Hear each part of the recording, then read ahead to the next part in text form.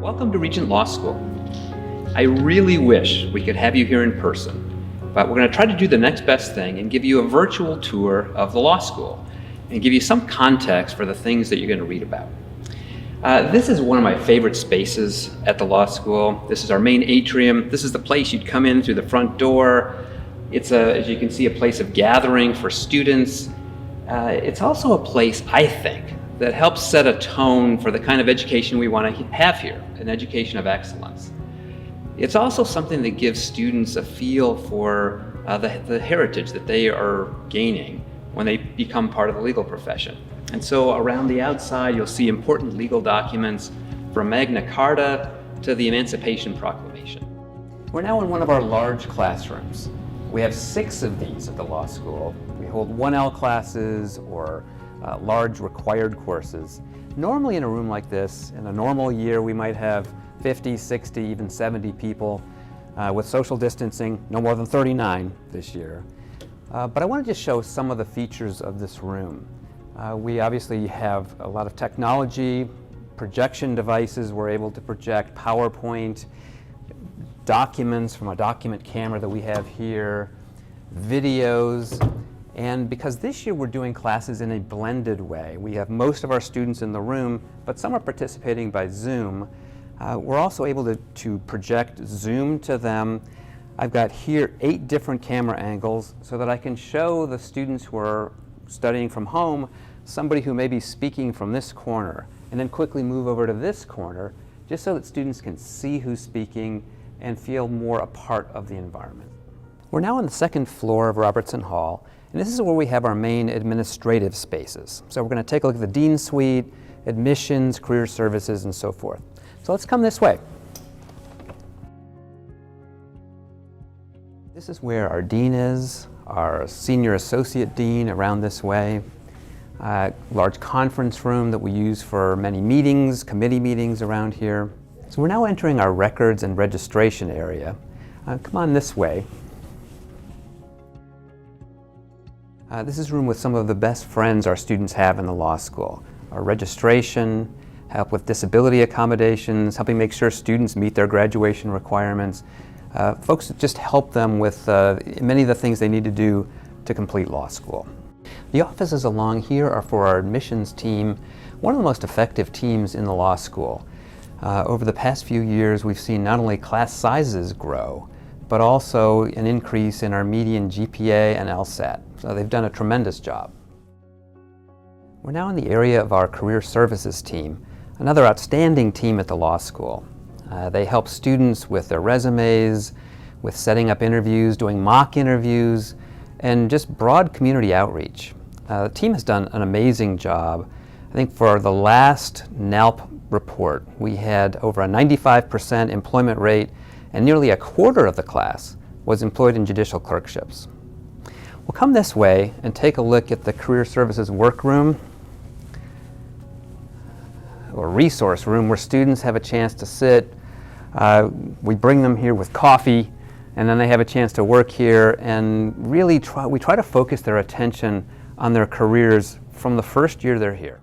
We've got some very active and successful student organizations. I'm going to show you some of the space that they have here too. This is for our law review. You can see some of the volumes that we've published over the years. Some space for our editorial board inside this door. Looks a little different right now because of COVID and distancing, but this is some of the space that we have for them. Down this way we also have space for our moot court program, and I'll tell you more about that in one of our courtrooms. But this is a place where we have a team that we send out teams for competitions. We host competitions here. It's an active and successful program. So besides our administrative space, we have classrooms on the 2nd floor of Robertson Hall. This is one of them, class that you might use for smaller elective seminar classes. One of the things I like, even in these smaller classrooms, the technology's there for PowerPoint, showing videos, projecting for those who are off campus. So in addition to moot court and trial practice, we have strong programs in negotiation and mediation, and I want to show you some of the rooms that we use for training in those areas too. So in this skills area, we've got 4 sets of 2 rooms. Here's one of the rooms that we would use for actual negotiation, for simulations of that. We also have competitions. So the students are doing that in here. But what I really like about this space is then we have kind of a darkened glass area. Behind the glass, a professor can observe, can even buzz in if he or she needs to interrupt what the students are doing, but is not really present in this room, and the students can't really see the professor too much while they're engaged in negotiating. We're now in one of my other favorite spaces of the law school, and that's the Center for Global Justice. We're celebrating our 10th anniversary this year. I'm the executive director of the center. My friend and colleague Ernie Walton directs, and we work with this together. But essentially what we're doing here is equipping students, essentially equipping the next generation of human rights advocates. And so for a school our size, we actually have a pretty robust program in human rights and international law. We have classes. Every year we send 15 to 20 students in funded internships all over the world, where they get to not only learn about human rights, but work hands-on to protect those who are enslaved, who are being persecuted around the world. And we've seen a number of graduates now go out and practice in this area. So on the map on the wall, you can see where some of our students have gone. In addition to classes and internships, one of the other great opportunities for our students with the center is to work on our student staff. And so during the semester, we have 20, 25 students working on projects for human rights groups around the world. They may be working on research for a group combating human trafficking, or research for a group promoting religious freedom around the world. And it gives students great experience and increasing expertise in the area of human rights law. I want to show you one more of our student spaces. We also, in addition to a law review, have the Journal of Global Justice and Public Policy. We have a strong international focus at the school and a group of students who are really eager to explore international issues in a scholarly way. And this journal is one of the ways that we do that. We're now in the home of our newest center, the Center for Constitutional Law. And it's here that students and faculty focus their scholarship on first principles of constitutional law, separation of powers, federalism, judicial modesty, and in a very short time, really within the last year, the center has already filed amicus briefs in the United States Supreme Court and in federal courts of appeal.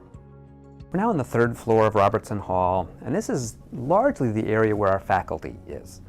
And so two of the things I appreciate very much here, one is my colleagues, love being a part of this faculty for 26 years already, but I also love the pictures on the wall that show us the classes, the men and women who've come through here over the years. I'm going to show you what a typical faculty office looks like. We're going to go into the office of my colleague and friend Kathleen McKee.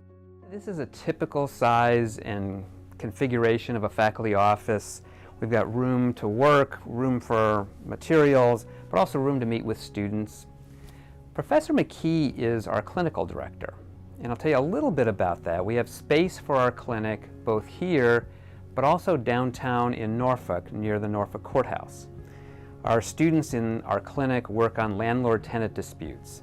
They represent clients in government benefits cases. They represent women who are seeking protective orders in cases of abuse. And so the students who get to work with Professor McKee get some really great legal background, how to help men and women who wouldn't have a voice other than for the clinic that we provide. We're on the third floor in the faculty space, and we're in the faculty library conference room. We do our committee meetings here. I've spent a lot of hours here over the years. It's a chance and a place for faculty members to do some of their administrative work. And it's attached to a lounge space over here where we have some comfortable chairs. We can do some quiet reading, quiet study. It's a nice space. We're now in the space of one of our other centers, the Center for Ethical Formation and Legal Education Reform. The focus of this center is really to train students not only to be excellent lawyers, to be lawyers of integrity, lawyers who are dedicated to professionalism and to civility.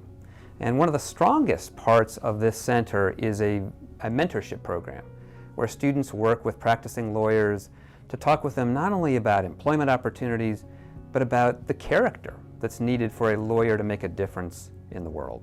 We're now in our main moot courtroom. This is a place where we train our students in moot court, in trial practice. We train our teams from here that go elsewhere. It's also a place where we sometimes host courts to hold proceedings. The Fourth Circuit Court of Appeals has held events here.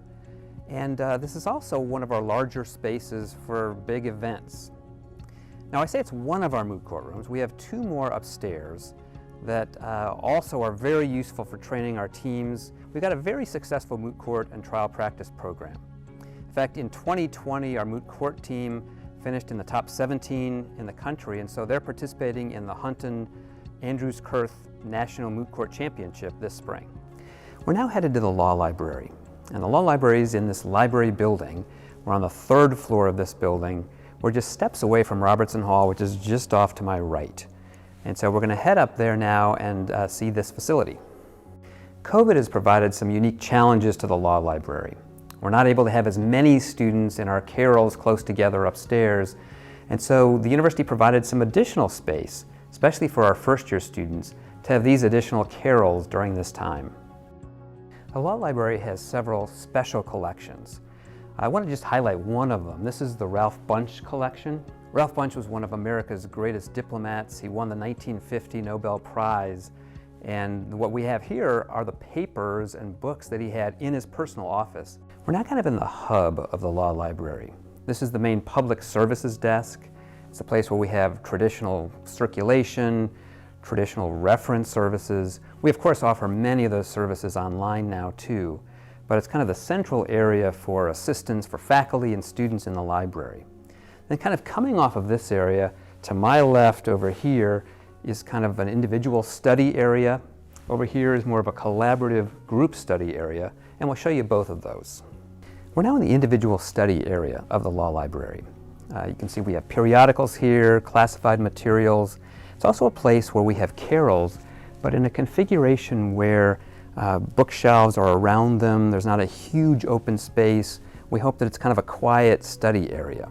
In recent years, we've created many new study spaces for students. Some individual study rooms, some group study rooms. This is one of our group study rooms. You can see where students can study in a collaborative way here. And one of the things I like best is that there's a nice large screen over here where students can plug their computers in and they can work collaboratively, showing what they're working on the screen for all of them. One of the nicest study spaces in the law library is this balcony area. Comfortable seating, a lot of natural light. Again, one of the places we're trying to create so that students can study comfortably. And I have to admit, this is one of the places I sneak off to sometimes if I need some quiet reading. This is another one of our spaces in the law library. It's a computer lab. Normally 12 students could study here. For COVID reasons, you can see from the signs, we have to spread people out. But it's another nice space in the law school. We also have a lounge that in traditional times we can use. We're not using that right now. We're now on the group study, collaborative side of the library. You can see we have tables instead of carrels. We also have in this area Virginia and other state materials. And then behind me are federal reporters and other federal materials. Some of our collection is held in microform. And so I'm standing by one of 2 microform machines, both openly accessible to students and faculty. We're in another of the study rooms that the law library provides to students. See table, chairs for individual study, small group study, just a nice space for students to be. I'd say in general, over the last few years in the law library has become increasingly integrated in the teaching and research mission of the law school. Very active in the scholarship of faculty members, and law library members actively engaged in some of the course instruction that's taking place in law school classes as well. I want to show just one more space in the law library. This is a conference room, work area for law library faculty, law school faculty, committee meetings, whatever. It's also a place for yet another one of our nice special collections. So thanks very much for being a part of this video. I really wish you could see it live, and I want to invite all of you to come down and visit us personally. Look forward to interacting during the site visit. Thanks, everybody.